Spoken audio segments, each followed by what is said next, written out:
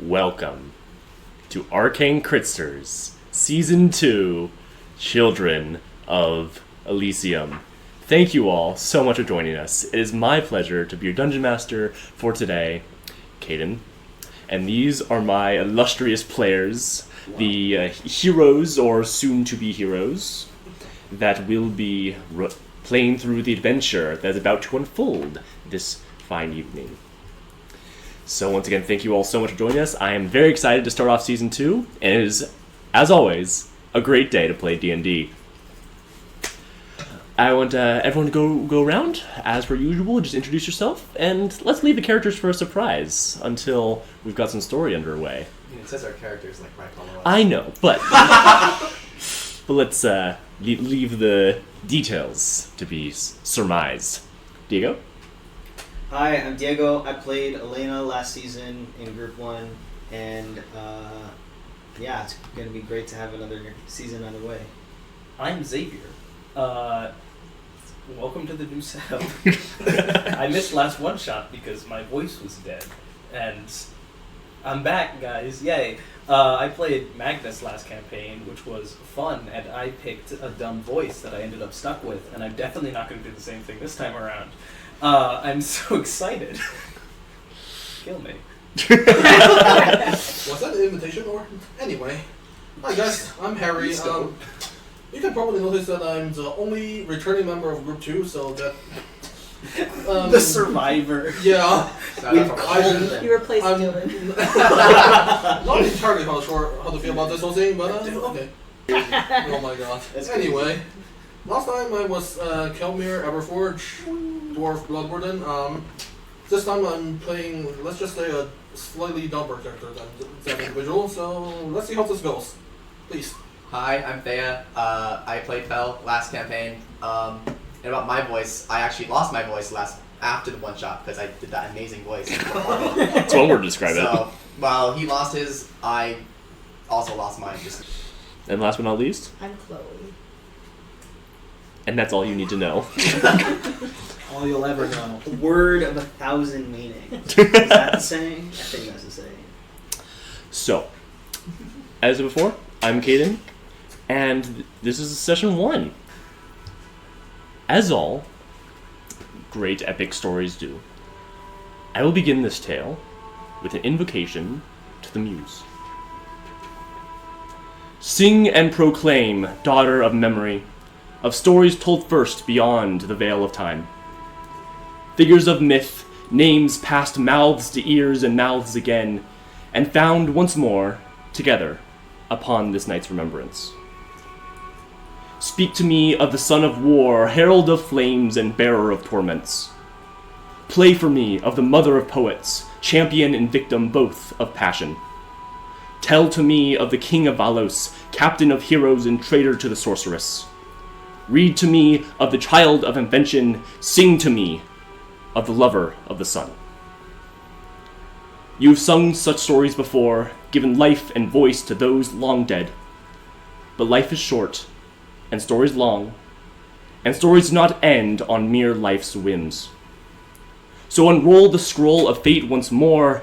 Tonight the dead will walk again. The serpents writhe, the watcher waits, the princelings search.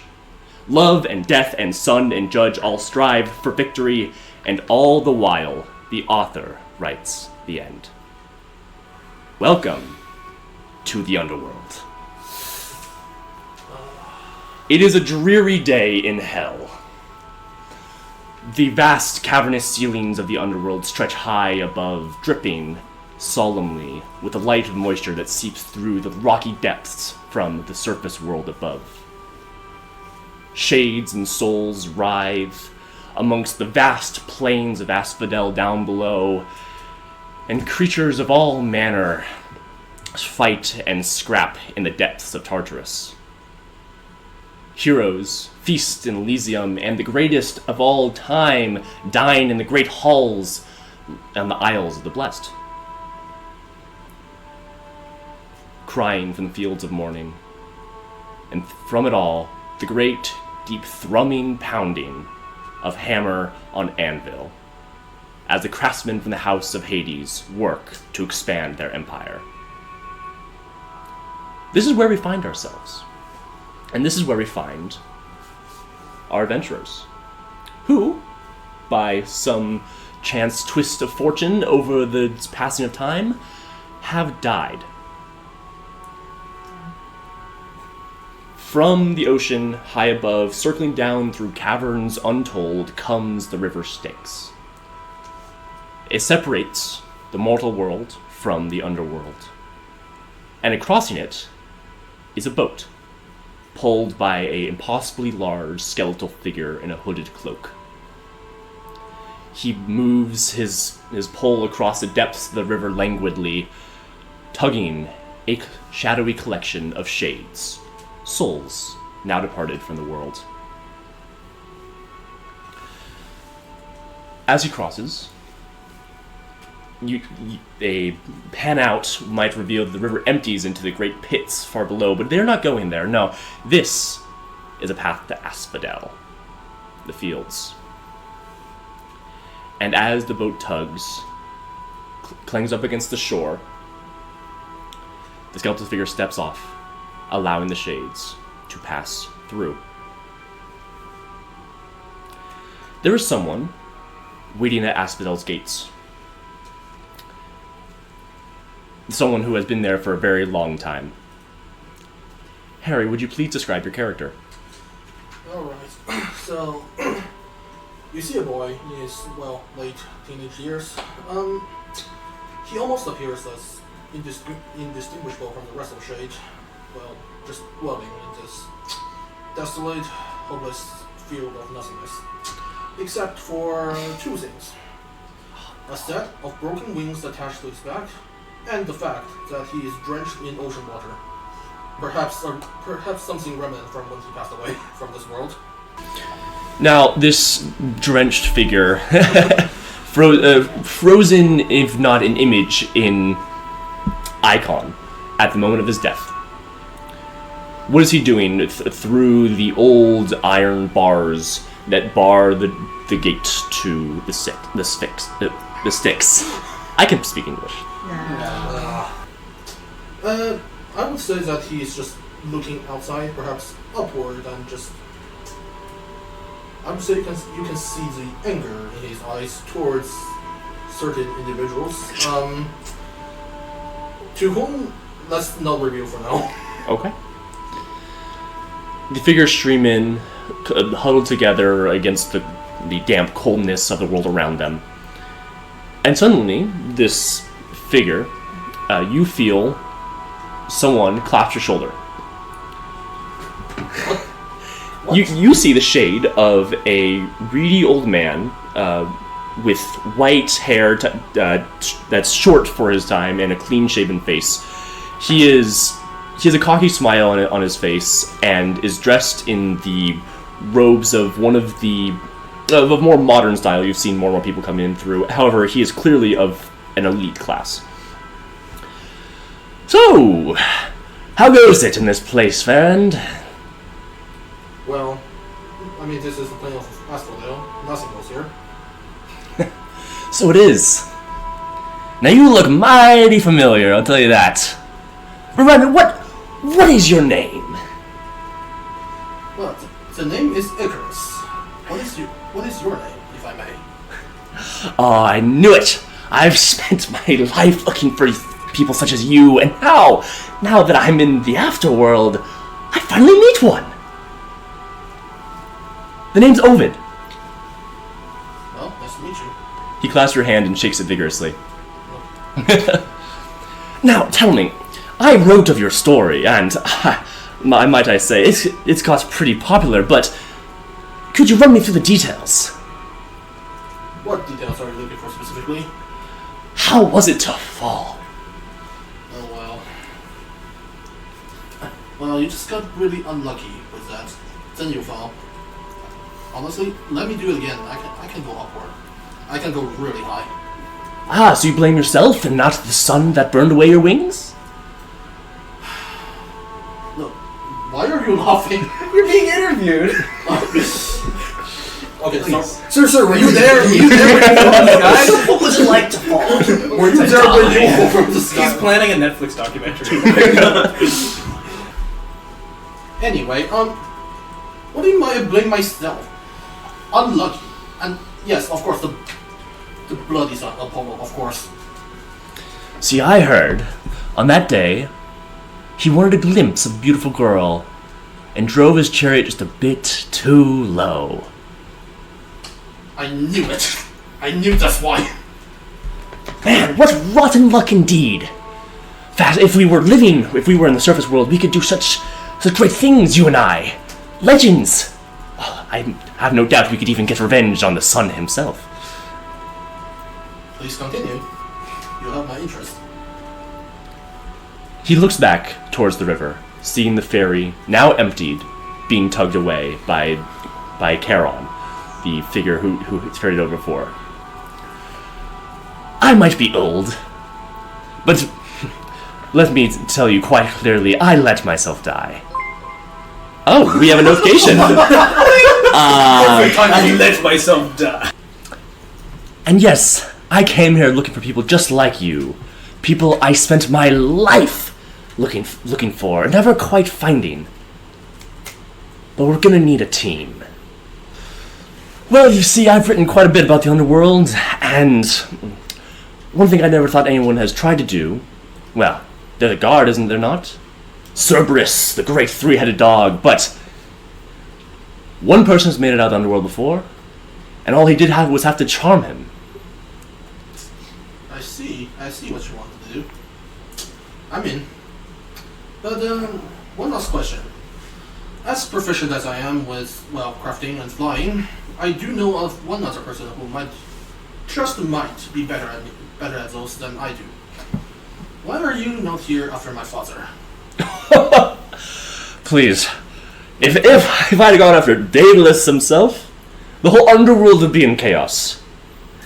But if Icarus escapes, well, someone might bat an eye, but no one come after us.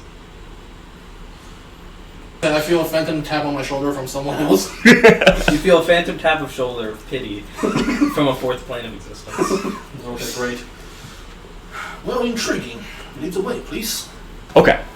Zooming out from the fields of Asphodel and the river Styx, we see that there is an entire plain elevated from the rest, but not necessarily better. In fact, the screams of, not pain, despair are contrast sharply to the dissonant whispers and groanings of those in the fields, of those who wasted their life away and ended up in Asphodel.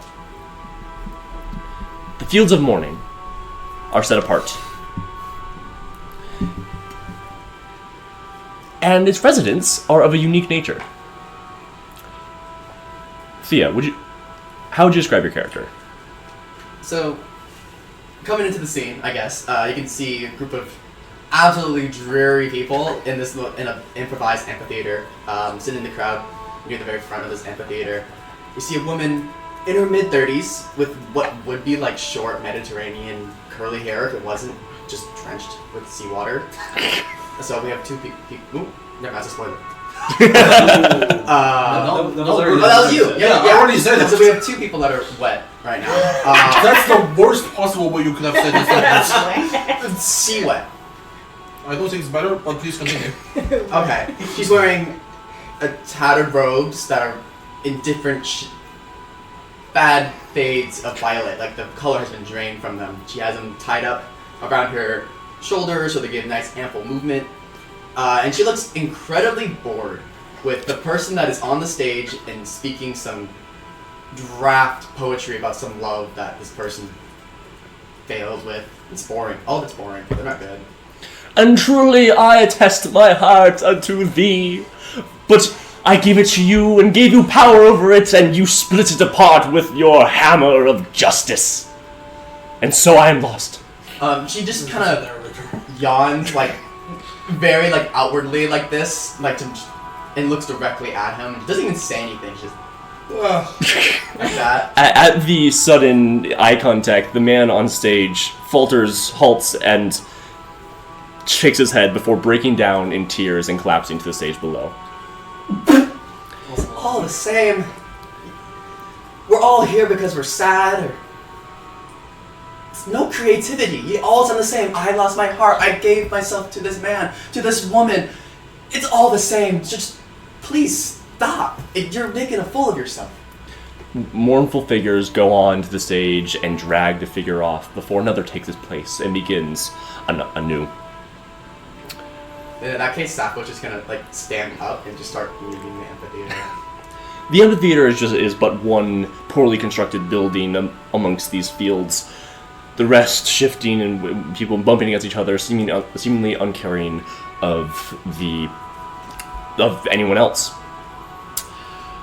Suddenly, there's a murmur. Not necessarily one of despair, which is only what you've been accustomed to hearing for the past 600 years.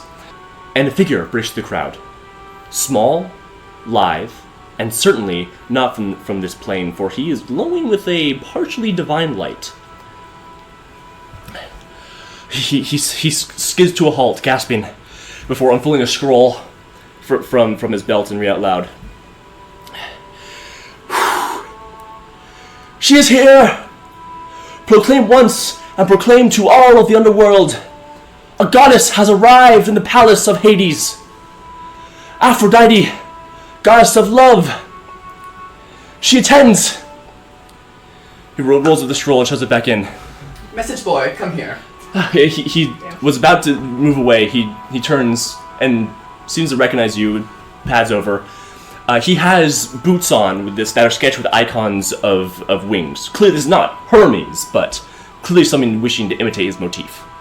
And she just reaches open and just snatches the actual paper itself and she furls it out again. Excuse me! I'm supposed to... Aphrodite is at the palace. Yes, but just for today, for the winter solstice. And we can all go? Well, it was... She's going to make her rounds across the fields. So she's coming here. Oh, yes, in short time. Ugh. There's a swell in the wailings of those around you. Stop reacting to everything. Okay. What can I do to meet this woman? Well, to meet her, be at the Grand Amphitheater in 4 hours' time. Darling, I don't have a watch or any time. Lead me in the direction and I'll go there. So he says, okay, but I need that back and make my rounds. You haven't have your own message memorized. Well, I mean... She rolls it up and just kind of stuffs it into her own robe. Oh gods, oh gods, oh gods. Okay, just hurry. And he speeds off and walking at an incredibly fast pace towards a tall hill amongst the fields. This is not necessarily a grand amphitheater, but that is the best colloquial word for it. It is a tiered seating system in a grand circle with a stage in the middle, from which people can watch performances such as yours, but is generally vacated because of how impressive it is meant to be. That woman, and she starts just walking in the direction of the amphitheater. Okay. Trying to make her way there to get there early, in a sense, just to scope out the grand amphitheater, the whatever. Some of the soul shades are following in your lead in this, and pretty soon you've attracted a small following of people just following anything that has changed in this place since the hundreds of years they've been here. Kind of kicks the shades that are kind of following her. It goes through them obviously in some sort of way, but just stop following me. Leave me alone. And she just keeps on going. Now moving away. Slightly purplish skin. I forgot to mention that. Oh well. There you go. Moving away from the fields, we see Charon having left the fields of Asphodel and now moving down the river.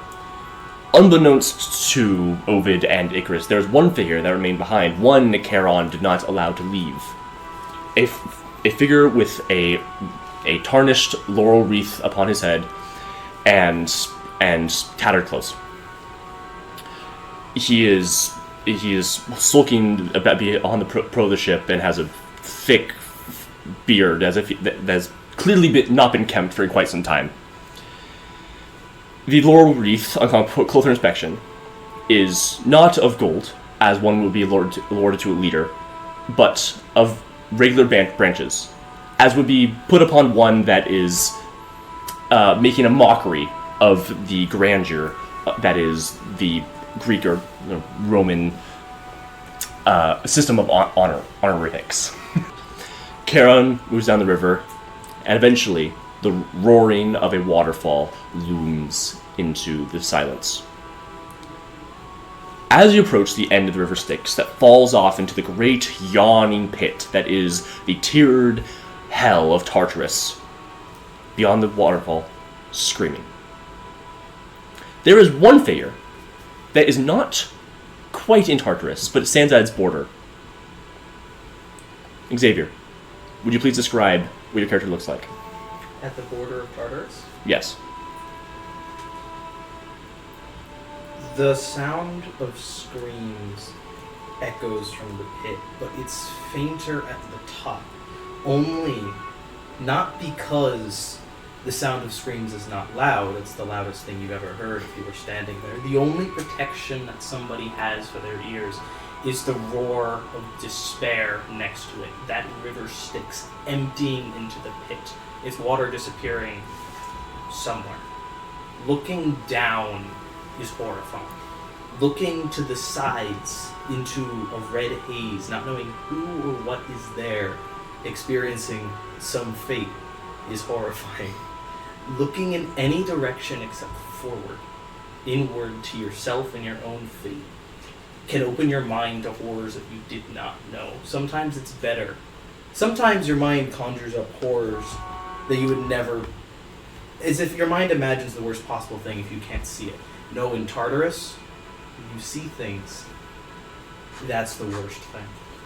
So there's a figure bound in rock at the edge of this pit who dares not look up or down or sideways for fear of what he may see there. His eyes are focused on his own torment. A feast laid out on a grand table. A table fit, set for a king in his court. Meant to feed himself and his family, the full family, along with his trusted advisors and the people most loyal. A set feast that when he stares at it, even though it is unblemished and unadorned rock, he sees his own palace. This figure bound in rock is known as Flavius, and he has, at least a long time ago, he had a very impressive visage, toned olive skin, hair that would go backwards and ripple in the sunlight and in the winds. A man of incredible physique and radiating power, physical strength, and moral authority. Now he's kind of a bent and broken figure, frozen in rock, with the only thing that can really protrude is his face. His hair is stuck backwards, as if it's been almost like comedically electrocuted, with his hair pointed backwards and completely frozen, as if the rock itself is infused and fixed in position. And he has nothing on his chest except for one massive scar here, an impossibly large circle where something was taken out. The skin is healed over, if you can call it that, with just stone. And he's frozen there, staring at the feast. The ferry bumps into the shore next to the table. Charon reaches down, grabs the figure by the scruff of his neck, and pulls him up into the air. The figure dangles limply. You have been consigned. The figure looks up. His eyes are hard and black. I did nothing, you disgusting skeleton. I simply sought to correct the failures in the government that I saw. And for that, you will be exiled. Flavius, how's the pain today? A strangled gasp from a voice that has not been issued, and a throat that has not touched water in what he thinks has to have been a century at this point. Little does he know, it's been more than a century. strangled out. His eyes, for the first time in a long time, will grind over to look at this figure. And he just stares and hauntingly goes, "Do not despise the gods." I'll keep that in mind. And then Charon, with the flick of a long, skeletal, impossibly strong arm, casts the figure down to the darkness, leaving only another scream. That's going to hurt. It always does. I heard there was to be a celebration today. I only mourn.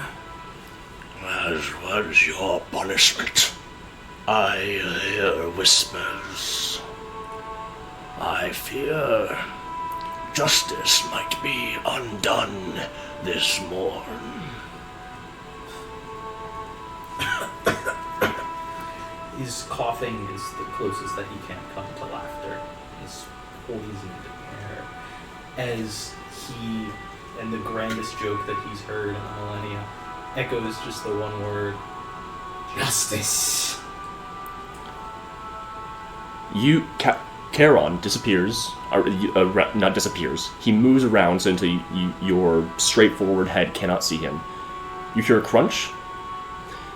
You feel something move slightly. Your rock, just a little bit to the side. First time in a while. I'm gonna do something that I only tried when I was young and foolish and naive. And when I was alive, if I wanted to, believed I could move mountains. And in this instance, feeling just the slightest crack, I'm going to embrace the hope of a younger and living man and see if I can flex it all. In that case, we're gonna have the first roll of the campaign. Would you please make an athletics check? Flex! Flex! Off your guns! I think it's a 23. Ooh, okay. 17 plus 6. I'll double check that for you, but like, with the spirit of strength stored up over, wow, a really long time, over a millennia, you move just slightly. The rock flexes around you and you strain and your back twitches. It feels different. You're not free, not by a long shot, but something has changed. I think the figure bound in rock, his face, his lips split and bleed because they make a shape they haven't made in a while. A grim and nasty smile. Oh god. Charon returns to his ferry, nods once to you. Justice indeed, old friend. And impossibly, up the river, the ferry returns, to ferry more souls to their endless damnation. Yes? Is it like going up the waterfall? Oh, no, not up the waterfall, just up the river. SpongeBob? That would have been crazy.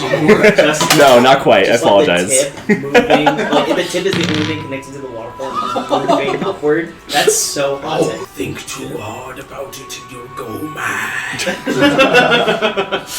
Dial. Now, away from Tartarus, away from the fields, I'm jealous. and So close. moving out and towards an area from which there are no murmurs or screams or wails, but every so often, laughter. Damn. There is an area in the underworld for those who didn't waste their life, for those who achieved something, or by finding some favor of the gods, were sentenced not to eternity of damnation or of nothingness, but of a hero's celebration of a life well lived. Sports games and arenas are passed around the grounds, and large buildings, entire society of individuals go about a day's work. Pleasant. Understood that they, at any time, could choose to go back into life again, attempt to earn this hero's fate. Amongst these individuals is one character that I will ask Diego to describe now. Okay. You see a young boy, aged by wrinkles, He walks past heroes and soldiers in hallowed Elysium. His brown and curly hair matted by an eternal clot. His tanned face tattooed by blood, a reverse river Styx constantly reminding him of his pain, of his death, of his skull eternally pulsing with the searing pain. He has a cloak and a toga underneath, walking in sandals. He walks to nowhere in particular, with a single thought on his mind. Okay. Guess we won't know. I cast detect You're gonna know thoughts. soon. So, what area of Elysium is this young boy walking through at the moment? I would assume he just finished his daily, literal Spartan workout. Damn. Just finished washing himself. Just gonna keep walking. That's all he's ever done in this eternity. Okay. So you continue walking, feet not quite aching, for you don't have a body that can hurt, but aimlessly wandering ever forward, seeking something, I assume. There is you hear laughter from the sides, bartering with the silver that comes in from the overworld as people exchange and buy resources, and distance casting a shadow from what lights are around this town, the tall tower surrounded by a river that is the Isles of the Blessed. It's not necessarily a tower, but a high landmark that is surrounded by a series of rivers.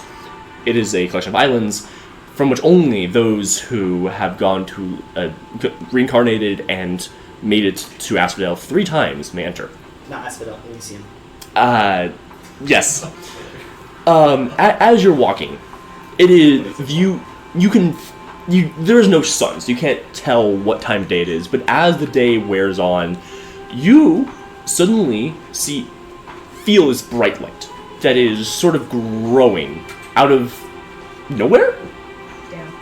You look around searching for its source, and behind you, you see a distant point of light that is growing, getting closer. A thundering of phantom hooves precedes it. Before long, you hear a yell of anger, and everyone looks up to see the source of this burning light. A wave of heat passes through Elysium as a rider, sitting upon a chariot pulled by flaming horses, and with a bow and quiver strapped to his back, gleaming with the light of the sun itself, passes through, a furious look on his face. I pull my cloak down a little further, and I just continue walking. The god Apollo streams through Elysium towards the great palace situated at the very pinnacle of the Isles of the Blessed. You hear a distant yell. Give her back! Before the light fades, the chariot rams into Hades' palace. I turn, and I look, he's just like, the wrinkles formed from centuries, millennia of anger fade for half a second as he's just completely shocked. He's just like, what? There is moments of complete silence as everyone stares up in awe, and suddenly chatter breaks out amongst all citizens, going back and forth, like, wait, who was that? Obviously, we know it was Apollo, the he who pulls the chariot across the sky, the cause passion of the day. But what is he doing in the underworld? Well, all that you know is that tonight is the winter solstice, a great celebration, at least for those who are in Elysium, that celebrates the passing from day to night. They worship Poseidon, but also there's a quiet worship of the god Hades. And every once in a while, other gods may visit during this time and celebrate and receive offerings with the god of the underworld. This, however, doesn't seem to be necessarily related. What do you do? Hyacinthus, who reforms his wrinkles, which has become set in stone effectively. Let me put on my sad face, guys. Hyacinthus looks like, when the wrinkles reform, gets one wry smile that he hasn't had since he died. And that single thought emerges back from his mind. Kill Apollo. Zooming up, away from the bustling town of Elysium, we go up, unto the fruitful, bountiful Isles of the Blessed, the greatest that anyone from life can ever attain. Here, heroes recline with great swaths of servants, all there to fulfill their every need, and even the palaces suitable for gods themselves are built. Amongst them all, the biggest of them all is the great pitch-black palace of Hades, in which the other gods of related death reside. Chloe, Hi. describe your character if you would. Jason must assume was considered during his time to be a legendary hero, to have found the Golden Fleece and to have sailed the world in many adventures with his Argonauts as the champion leader. Many people may or may not know that regardless of his great expeditions throughout his youth, he grew old and very lame. Lame in this term that he grew very weak and grew very alone because after a certain betrayal towards a woman he once loved, quote unquote, led him to become old and destitute and not seek out and earn the glory that many of maybe the other people in the Isles of Blessed have gotten. You see, instead of the heroes of youth and beauty, you see a hunched over man, wet for different reasons. Why are your characters always wet? Because I wanted to fit in. Oh my god, all of us were wet. We could be called the Wet Boys. You missed the chance for the wet bandits, but okay. Alright, I'm leaving. See you guys. I know I'm at the water park, but I don't think Great I'm to wet. see you guys. What an excellent first session. Thank you all for coming. It's also the last. Anyways, Yes. geriatric old man bent over like a cane, emaciated, bald on the top, but the longest hair down to the butt, just pure white, straight, stringy hair all the way down here. The longest beard that covers the groin, but not perfectly. Are you naked? Just barely. You mean just barely not, right? Just barely close. Even the old people that died in the Isles of Blessed have that sort of regalness to them, having died a king or died knowing glory, fame, and surrounded by loved ones. Jason died alone, cold, and crushed by an old boat. This is the greatest hero among us. So you can tell this guy doesn't look very good. What are you doing at this moment? What activity are you engaged in? Assuming that he's died for a while. Oh, yes. Yeah, he's been here for quite a while. You know, you kind of stay what you look like when you've died. So he doesn't look great, even though he's trying to look great. So right now, he's trying to he's one of those old guys that really try to bring back their youth and try those back in my day people. So he's really trying to look the best he can, even though he literally can't. Okay. So he's trying to brush his hair, but it's so stringy it breaks the comb. So in your pavilion, you're brushing your hair against a polished piece of steel, and before long, a pair of people that you recognize as also living in this place come up. Great muscular men in large ornamental armor. I'm just like this. One of them claps on the back, goes, "Hey, Jason, how's it going?" That's my name. That's my name, Jason of the Great. Right. No, we would sink and we would go hunt some wild boars. Oh, that sounds like a delight. Well, would you like to be joining us? That sounds like something I can do, definitely.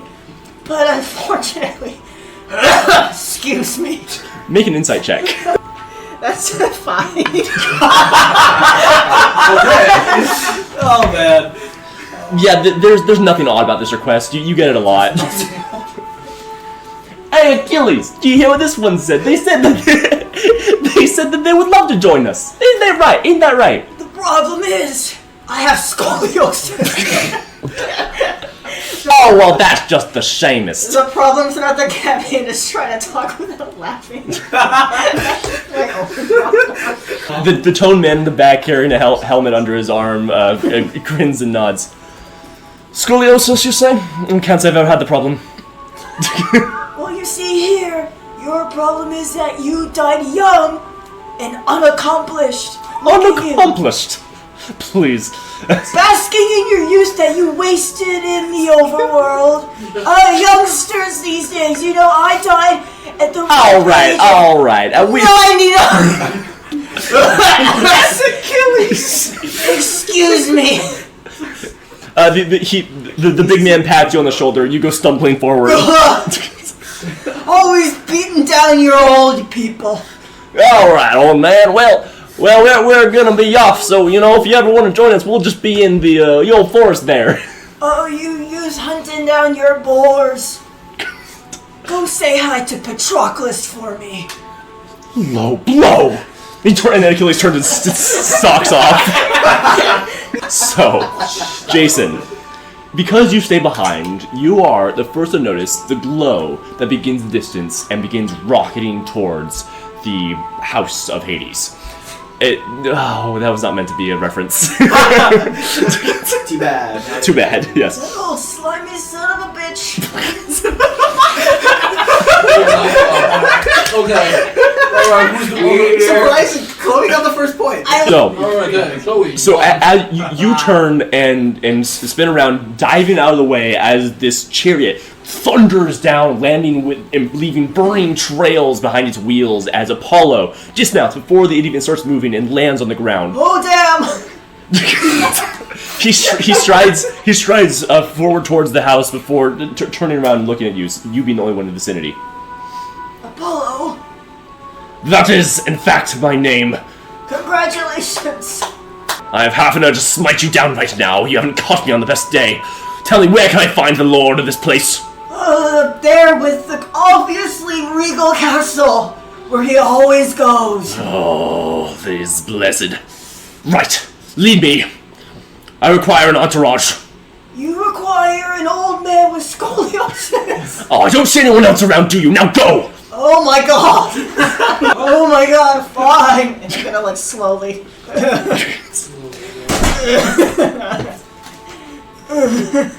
Right this way! You're walking By the speed better. furies! Five. Fine! He with a sudden move, he lifts you up and pops you down on one of the chariots, and then sends the horses going forward before striding off in its wake. Huzzah! Is Lee the chair? Yes, Harry. Question. Are they actually going to the right direction? Make a... Yes! Jason, would you please make a history check for me? Yes! That's 3! Oh wow! Senile Jason doesn't remember where Yes. the big Right giant this house way! is. Apollo, your steed ain't right! Youngsters these days, oh wait, you're older than me.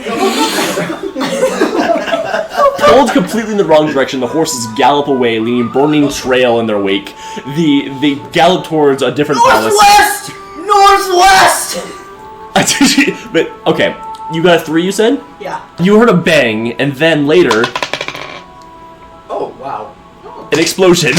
Oh my god! God damn! As the horses crash their chariot into one of the various palaces of here, leaving a gaping, flaming hole in its wake. Marble pillars fall down, and statues of the inhabitants crash against each other, leaving rubble in their wake. You shield your eyes and emerge on the other side, the horses having pulled to a stop, and you see through the whole wreckage Apollo staring furiously at you. Should be in there!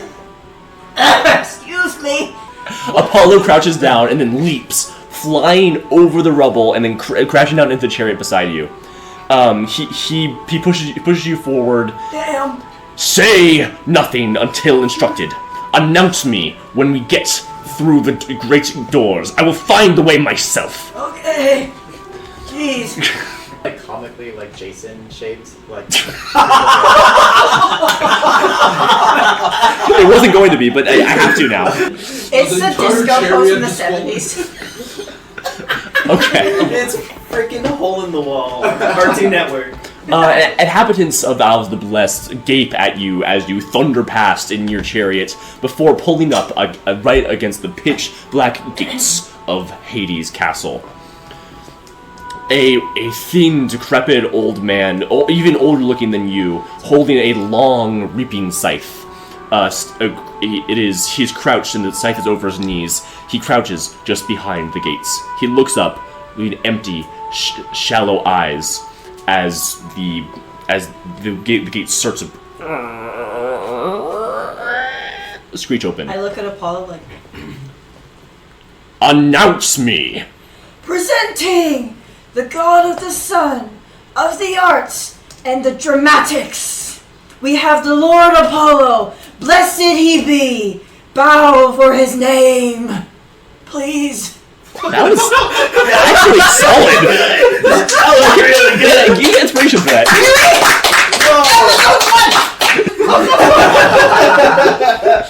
Okay. The figure stands up, unfurling his full height and revealing him to be, several feet taller than you. His shallow eyes nod past you, and the shades that are being celebrated within stare at you before parting away, leading the chariots to be ushered forward. It is a solemn silence that precedes you as you lead the way, Apollo furiously staring at the inhabitants, as trailing behind you comes Thanatos. Thanatos? It's how you pronounce it, yeah. Oh, Thanatos. cool. Yeah. Lord Hades, we also have Thanatos. I've been pronouncing it wrong for at least 5,000 years. My bad, King.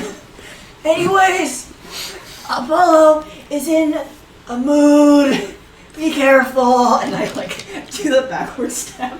The interior of Hades' palace is a masterwork of gems and precious metals. It is as black as the darkest night inside. Even the faint glimmers from the torches and lanterns from outside in the grounds illuminates, glitters off of incredibly large gemstones and flecks of gold, creating the most masterwork of murals.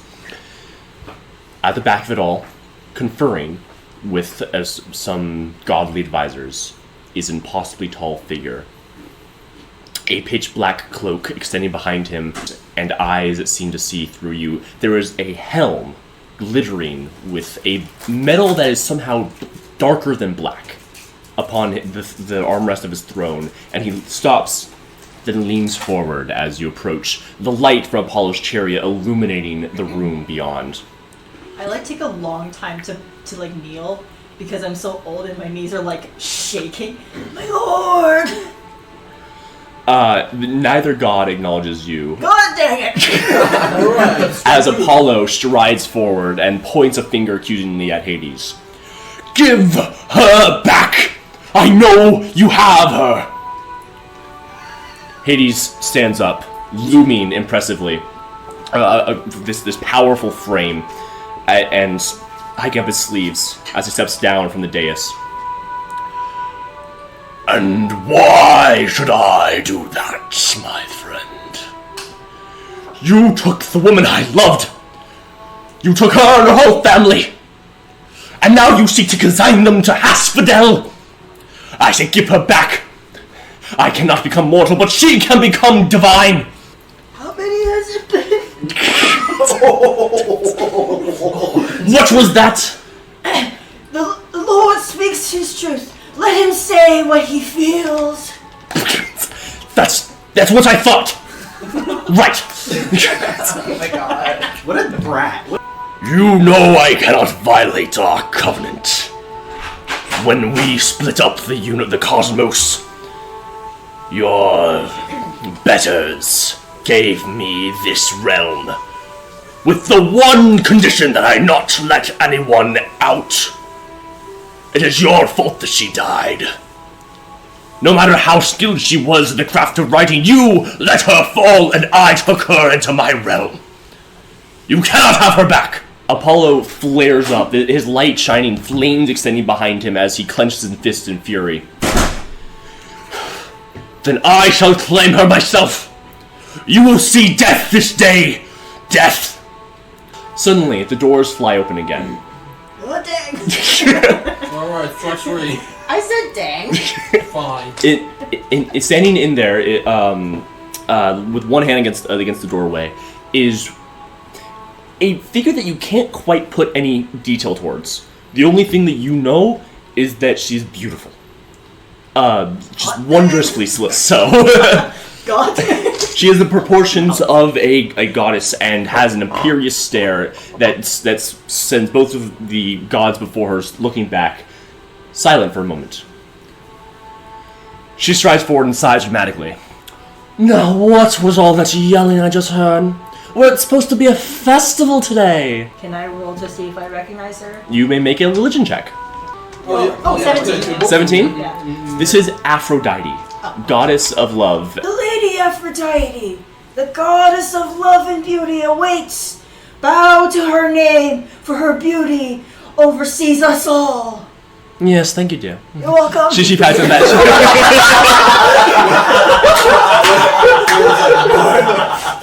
She puts her hand on Apollo's shoulder. Now, what has been bothering you? We can't have something spoil the festivities. I lean to Aphrodite. It's another girl. Well, I happen to be quite a fan of such encounters. Please enlighten me. I can always use a good story. Nice. Apollo leans forward. He has taken the one that I love, and he has stolen her away.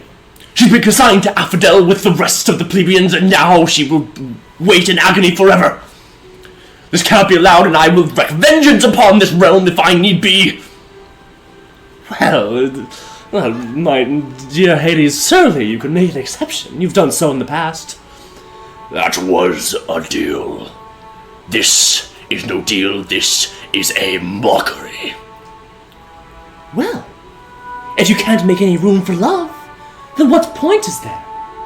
Oh, come now, Apollo, certainly we can wrest this girl from the clutches of this despot, and no. Now, the advisors are muttering and kind of starting to back away. They can see that the tensions are brewing. Are you next to another advisor? Sure. Now, as they're backing away, one moves sort of closer to you as they're trying to edge around the room. So, who's this woman this Apollo guy is talking about this time? I don't know. You don't know? He's always going from one woman to the That's next what man. I said, man. I will bet you 0 gold pieces.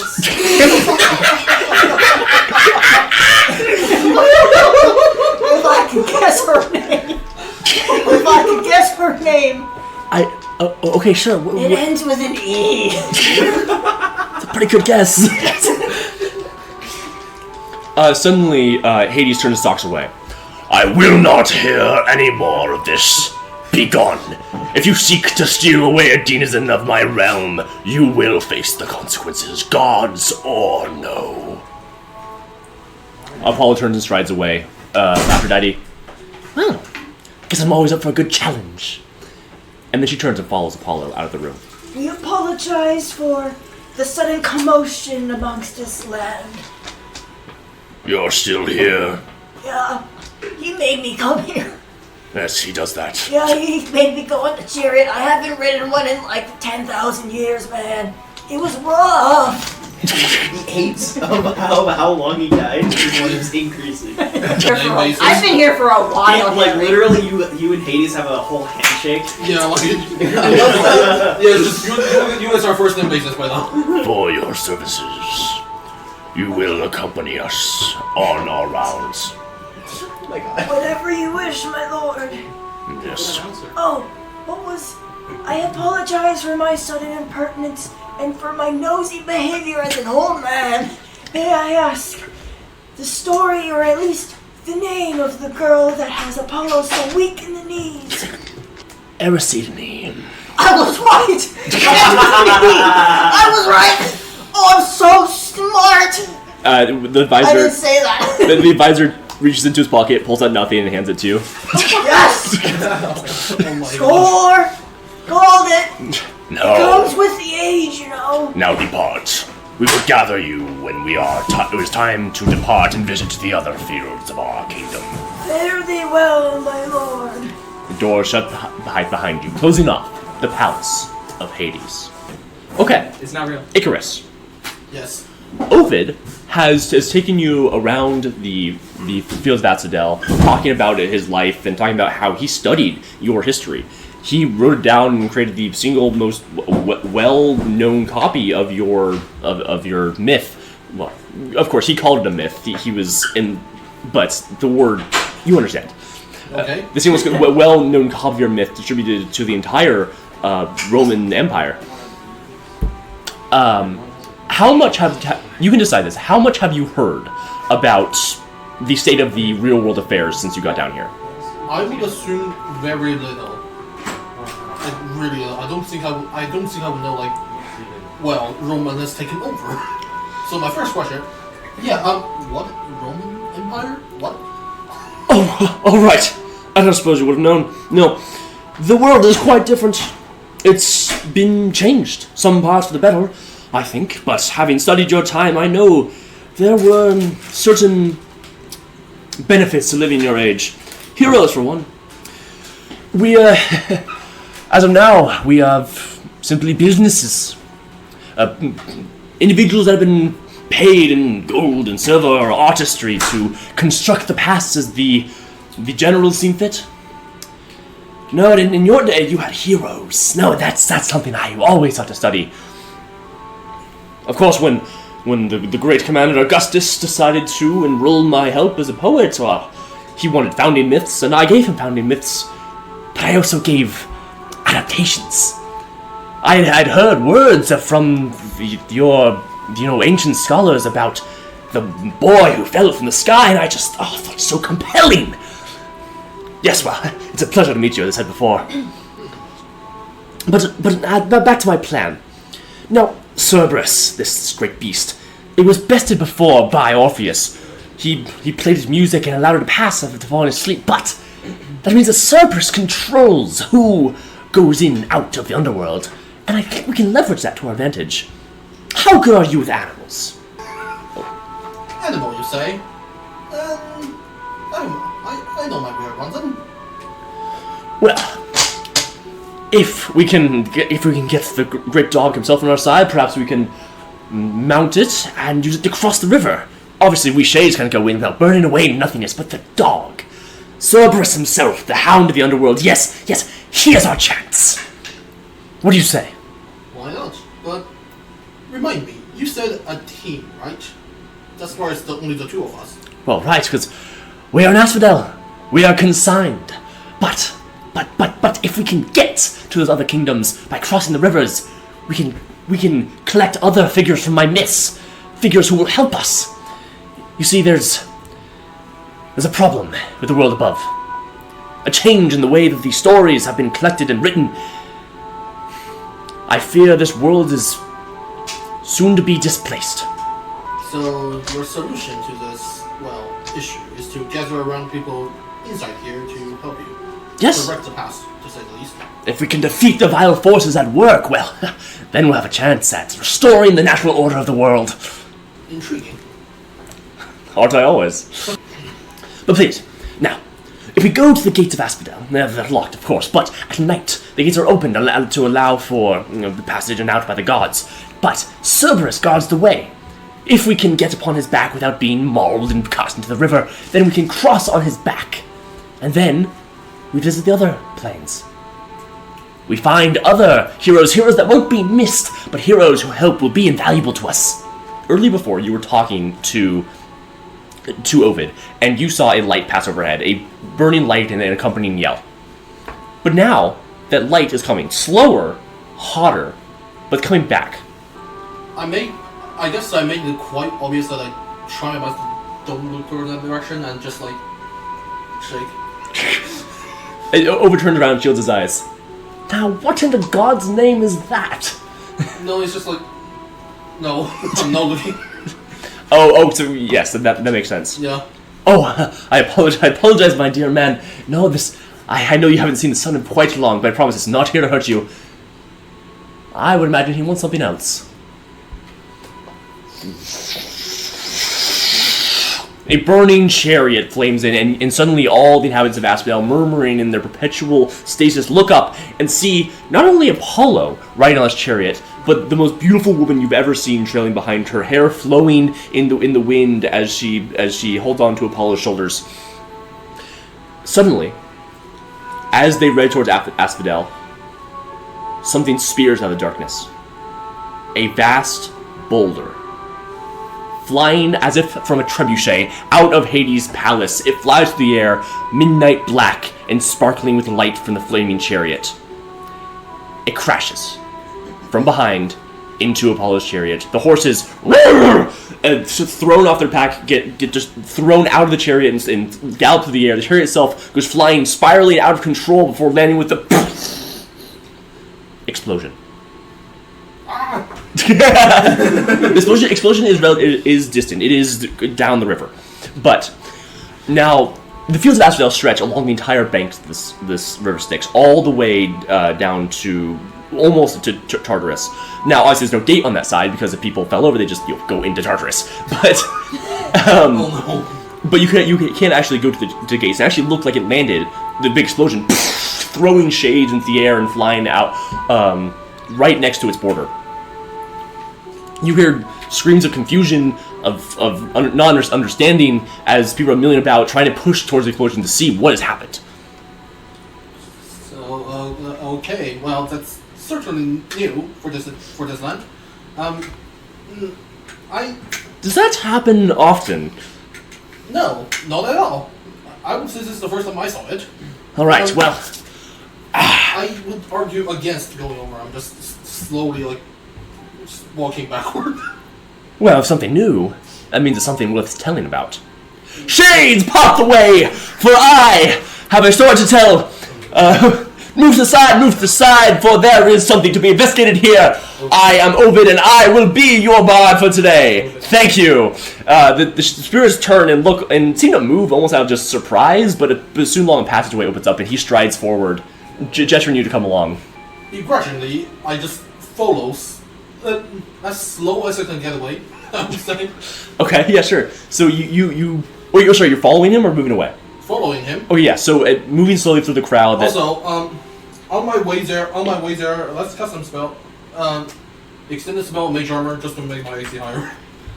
You wrap your wings around you, forming a sort of defense against the world. And the wings are broken, but the shells of them still remain, made up of string and bits of wood that you hold ready to block out any attacks that come wrapping your way.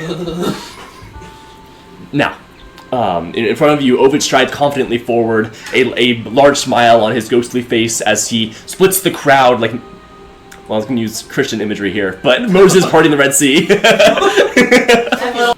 But before long, you find your way to the edge of Asphodel and the border of Tartarus. Through the bar of the gate, you see on the other side of the Styx a wreckage. A wreckage of stone and rock and shades, bodies fallen unconscious. Amongst them, two gods standing up, rushing themselves off, throwing fire down and shooting hateful looks up at the great palace of Hades. Now, this is interesting, says Ovid. Glad he's excited. Make a perception check. 4. 4? Amongst the bodies, you see that there's bits of stone, bits of chain. It looks like some of the piece of Tartarus has been blasted out, and the actual chariot itself went spiraling down into the chasm below. From which, of course, there is nothing but endless screaming. But beyond that, you see very little. Well, internally, yes! Apollo, you got exactly what you deserved. On the appearance, scared. Of course. To go. Flagus, make a Constitution saving throw for me. Oh. 11. 11? 11. Uh-oh. 24 Jesus. fire damage. As the chariot of Apollo crashes into your stone, shattering it around you. Dang.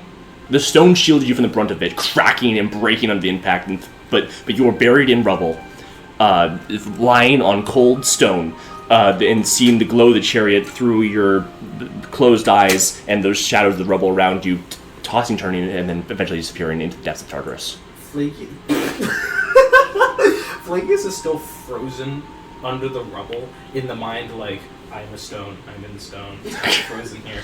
And then, at some point, there's like a trickle of blood on the stone that like reaches his face, and it's the first time something has touched his face, aside from acrid air, in a millennia.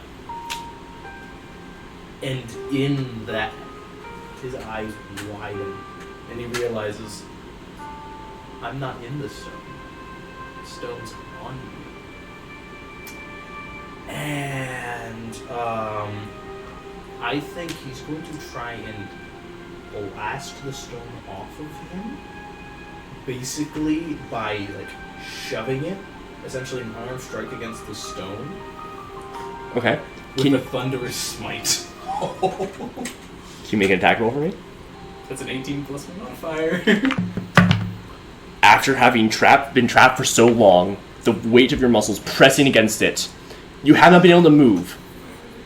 But you have been preparing for this moment. The stone is broken, and with crashing of fists upward, you break, and a thunderous boom splits the dark silence.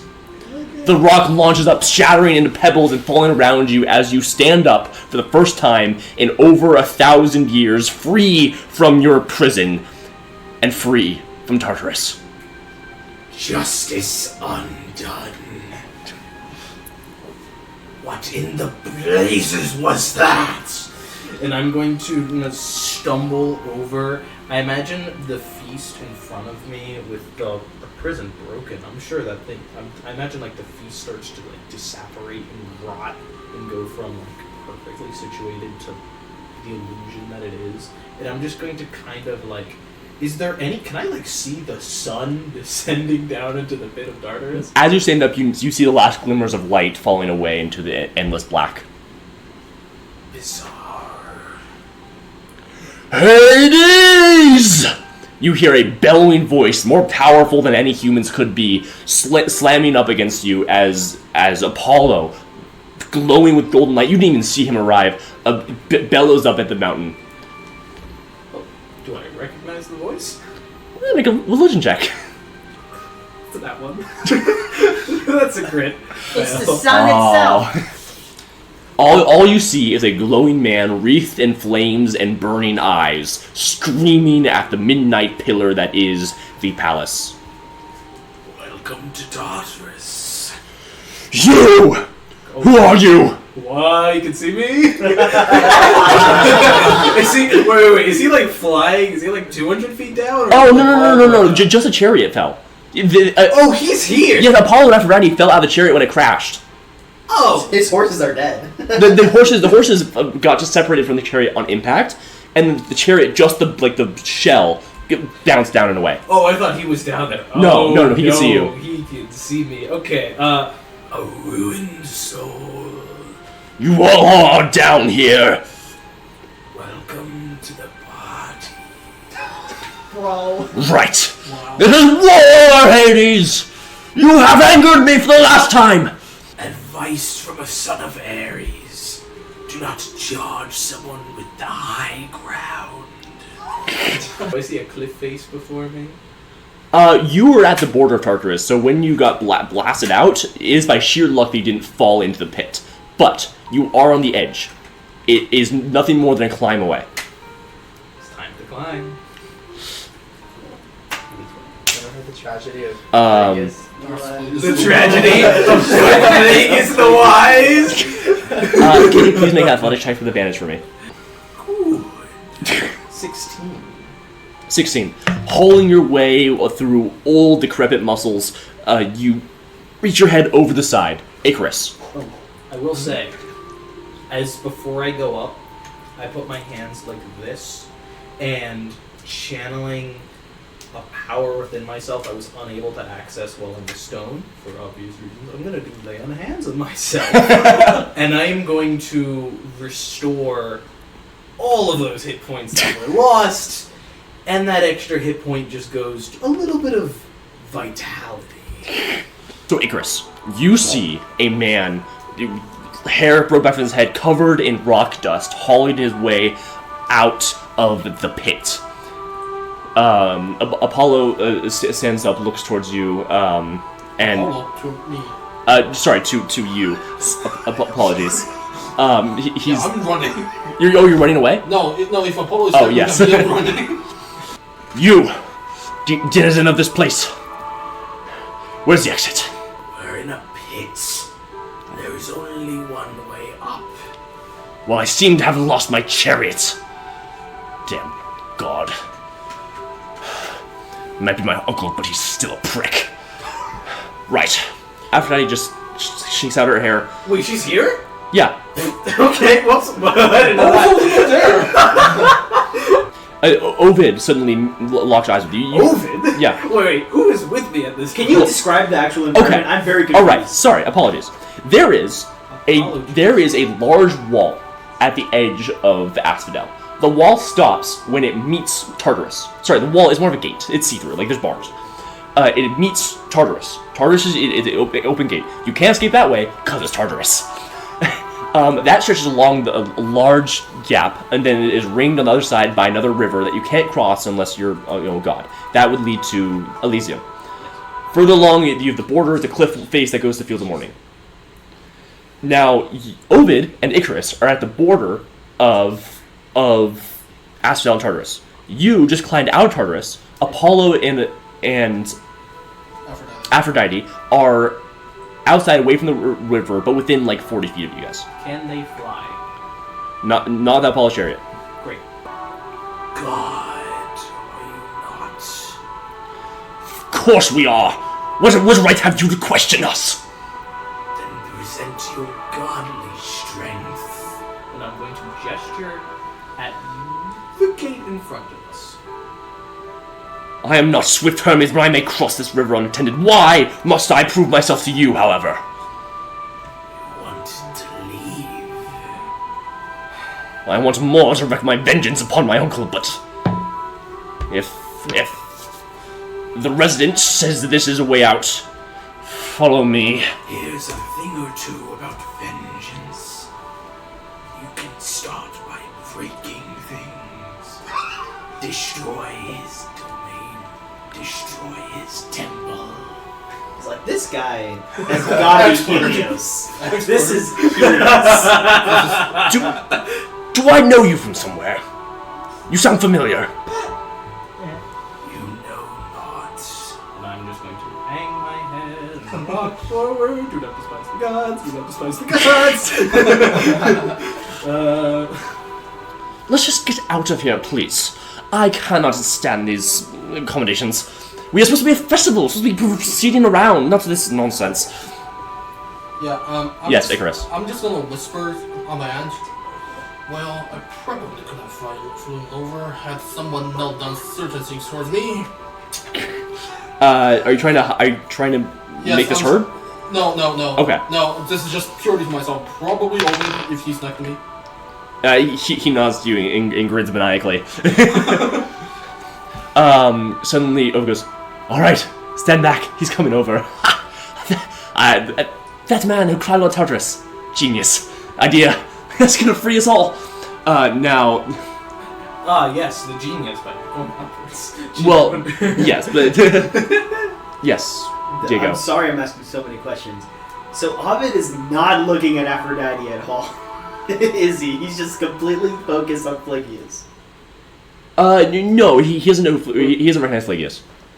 Oh! I thought he instantly knew Phlegius, like he instantly knew Icarus. That was. Well, the I would say Icarus someone has with a pair of wings. broken wings is a bit more recognizable than the decrepit Right, man. You see, I'm not like that decrepit. you're decrepit. So Apollo, he strides forward, wading through the river Styx.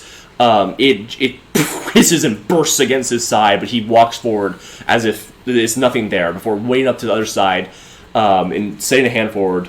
Then just walks through, his very presence melting the metal around him in a massive godly shape. So there's just now a hole in the wall of Asphodel. Yes. Wow. He What? He throws his hands forward, bringing fire out and separating the waves before crashing out of river Styx. Water begins to build up, but Aphrodite daintily steps forward and wades across the now dry riverbed. I cross. Okay, yeah, sure. They don't pay much attention to you. Sorry. No, he raises his hands again, the river crashes down, and he gestures to Aphrodite to move forward ahead of him through the hole he just made in. Behind Aphrodite. So, now to the other side, Ovid steps up and gives a flowery bow to these gods. Welcome, my deific fellows, to the underworld. I am Ovid, and it is wondrous to make your acquaintance. The great Sunbringer Apollo, and love, Odysseus, the igniter of passions. They stare at him blankly. I am Ovid, great poet and teller of histories. You don't know who I am. I'm just on the side and just look at him like, seriously, dude? Oh, his ego. Oh no. Hold on. Okay, well, I thought I'd be a grander entree. Please, allow me to proclaim your greatness as you make your way back through the fields and towards the palace to take your vengeance. This would be acceptable. What shade art thou that must... that still has such confidence in your ego? I said before, I am Ovid, but it matters not. Please, Icarus, come with me. This is our chance. Now, are you following along? I mean, how do I say this? If I don't, I look like a fool. If I do, I look like a fool. So I'm following. There's only one way forward.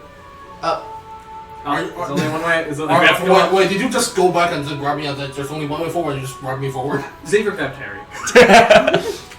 So, Icarus, you're trailing along behind this procession. Ovid's talking grandly about all the stories of Apollo and Aphrodite and grandiosizing their accomplishments. They seem used to this treatment and are just staring in stony-faced silence. I would say I'm not necessarily trailing behind, like, really far away. My goal is not get Apollo's attention, so I'm doing whatever that is required to not get that. Oh, okay, perfect. Pelagius, where are you in this? Now that you're in Asphodel. We got Ovid, and he's walking forward. He's talking to Apollo and Aphrodite, and they're like, okay, we got our little man to attend us, and they completely forget about the two shades behind them, one of which is looking deeply concerned and very afraid. The other one has a very stony expression, and only he knows if he's trying not to burst out laughing. And I'm just going to follow at a distance, and the next time we encounter an obstacle, I'm just going to whisper in Apollo's ear again. There's a big, hole in the wall of Asphodel, Yes, right? shades are starting to, look out. I point some in the right direction. I shove a few out there. They still have the river to cross. However, next time a ferry pulls around, it might not just be a one-way passage. Yeah, I just encourage mayhem, and I encourage traffic to go the wrong way. And I'm just going to follow Apollo, and I really hope he's setting stuff on fire and whatnot. Shades are parting in awe and fear as you pass through the fields. After a short walk, Aphrodite goes, well, while we're here, we might as well inspire the town folk. Don't want them getting on that dolt side. Let us make our way to morning. We shall find a willing audience there for our woes. Perhaps we can get a little army on our side. Suppose it's a good idea as any. So Ovid goes, of course, right away. And he shifts his path towards they're heading towards morning. Now, Hyacinthus, what you saw this happen from the from your perch upon, let's say, like a hill or anything raised up above the lands that are surrounding the other fields of the underworld. What did you make of it? So, having seen Apollo humiliated, Hyacinthus just starts he's just laughing for the first time in centuries, just like.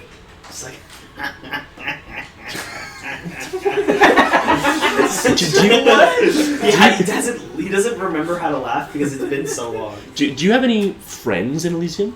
Damn. Oh my god. Gross. I would think I've only connected with my siblings. Okay. That's about it. Your siblings think made it? Okay, another shot. Is this Did- some sort of legacy admission? Did program? any of your siblings make it to Elysium? all but one. So I would think that's probably about it. I don't think he talks to anyone. I think people just like know him as the guy who's basically never stopped walking unless he's either working out or he's bathing. Hey, frowny face just passed by. See him? It's a mood stinker. As you're doing this maniacal, strange, forced laugh, after a second, you see your sibling Cinteras. He died a relatively old man after ruling for a relatively long time. But he is strong and lithe, and he steps forward, clapping a hand on your back. Ha! Well, what is it, brother? I haven't seen you happy in... Oh god, I don't know how long.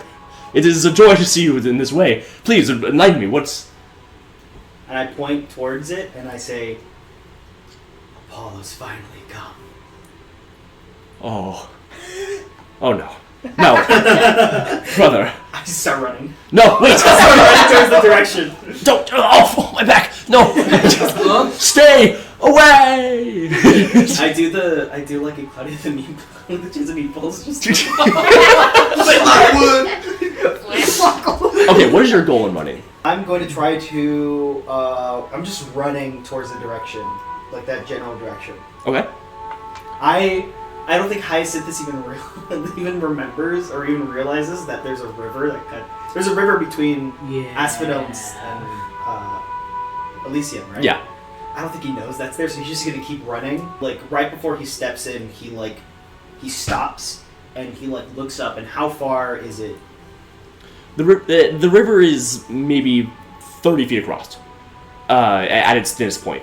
It does change depending on depth and various levels, but it is still a thick river at its thickest point. What's this thinnest point? 30 feet across. So I can jump 18 feet across. Yes. If I had a running start, Your strength score it's is 18. Oh. That still leaves 12. I have a spell. You tell me how this works. I have a spell called Gust of Wind. Oh! Could I? No. So I can't point it under me and shoot it out. There's a weight maximum with Gust. There's a weight maximum. Also, That's the one thing. also, I thought so. Diego, Gust of Wind originated from yourself, Oh, so you can't blow yourself across the river. yeah, blast. Across the river, shambling make souls Because of look at you ponderously and in all sense enviously. Could I? I am very pretty. Yeah, that helps you jump up. I'm very pretty. Can I please? Please. I am going to sit here and wait until. I don't have it prepared, but I'm going to sit and I'm going to wait until I pick up the jump spell. And So because a long 30 feet rest. across, I'm just gonna sit there. I'm gonna wait, eyes open the entire time. Just So looking. Diego sits in the river of time. I'm not sitting in the river of like time. a rock as the plot moves around. So you're gonna sit down for 8 hours, think about how to jump really hard, and then you're Are going. you just gonna let me do it if I roll in athletics? It's gonna be really high DC. Yeah, the Yeah. DC of 30 as it is 30 feet. However, how you roll is how far you get. Do I see anything else that are there trees or something? There are groves of fruit trees and various other usually just pleasure gardens that have any sort of plant matter you might be able to. All the fruit trees are unnaturally pretty and seem almost fake in their construction because of they're not meant to grow in this underworld, but have been specifically constructed by Hades to fit those blessed by the gods. Do I know what happens when something that's organic touches the river Styx? Does it just melt away, or is it Well, I throw an apple? For a living creature, You have it's an apple? different. It's different. For a shade, Apple trees. shades bathing in any of the rivers are worn away to nothingness. Yeah, they're just forgotten. Right. It's almost like Hades thought of this. Yeah. I know. The greatest struggle for a D&D party is crossing a river. Now the river can actually kill you. As you think about this, Yeah. Jason. There's nothing else I can do. From the great pinnacle of the Isles of the Blessed, you saw all that transpired. And Oh, dang! and you actually saw the great trebuchet lifted out and rolled out of Hades' palace and operated by servant shades. It hurled a massive rock that crashed into the ship and sent it spiraling out of control. Weren't trebuchets invented after the Roman Empire? Nope. They weren't? Oh, thank God. Who cares? They're gods. We're like, what is this cool weapon? That's true. Okay. It was a gift from Athena. Has an He's iPhone like, humans 18. are going to get this eventually, and they're going to love it. It's going to kill so many people. I'm giving you a preview. I just know tech from Civ 6. That's how I know. That's how I judge my tech. Okay. Hephaestus. It is before long that Hades exits the palace with his entourage, looming above all the shades amongst them. God dang! His long black hair floating behind him in a phantom wind. He turns and looks at you. Announcer. Announce Aphrodite or... No, they're gone. They seek to steal a denizen from our depths. And now we make our rounds for this Winter Solstice Festival without them. Aye, Captain. Damn. 2 less people. That kind of sucks, man. So you are. There is a procession of great carriages. Of great carriages with open fronts, almost like wagons, but like a lot more grand, from which all of you are put and escorted. You are sent to ride a black horse at the front of the parade. Oh, the steed of great. Kevin. Kevin? Yeah. My name is not Kevin, man. Oh, my bad. What? So these horses, it turns out, are not actually human. No. They're not the horses that humans would consider horses. They're actually spirits put into the form of horses for this purpose. Yo, that's wild! You died and you got turned into a horse. No, man, I was always a horse. Oh, you were always a horse? Well, I mean, I take other forms sometimes, but horses are the best. They got these Okay. hoof things, and you keep going. You just don't get tired. You just go bump, bump, bump, bump, bump. It's sick. Okay. You should get that checked out, I'm not gonna lie. No, I love being a nature spirit. It's Okay, rad. can I ride you, bro? Of course, let's go. All right, you mount upon his back, and with the procession, Oh my God. I just love making Harry upset. It's my you favorite continue pastime. continue out down the long path across the spiral from the Isles of the Blessed towards Elysium down below. Oh, haven't been here in a while. God dang. You don't remember being there. I'll remember being here, but I haven't been here in a while. God dang. Hyacinthos, Yes. It doesn't matter. do you have a plan? I think Hyacinthus is just gonna run like 100 feet back. Get into a sprinter stance. Okay, another one. And his alarm is gonna go off. And unless you let me just have jump, I assume not, right? By the time those 8 hours pass, the solstice will be over. Yeah. So I go down into a sprinter stance 100 feet away. I think back to like he just thinks back to his childhood, and he's like get set, pushes off, and I'm just gonna sprint, and I'm gonna jump and be the player is gonna pray and hope that someone stops him. Here's the thing. Your brother. I'm going to make a roll. Right. What's your athletics modifier? +7. Oh wow. Uh-oh. Well, You better hope someone stops What's you. his strength? You better hope some fury puts you back in So, So jail. can I actually use my other character? Here's the thing. these were something. This is going to be a DC 20 athletics check. Right. Oh boy. Okay? I'm not going to roll in the open.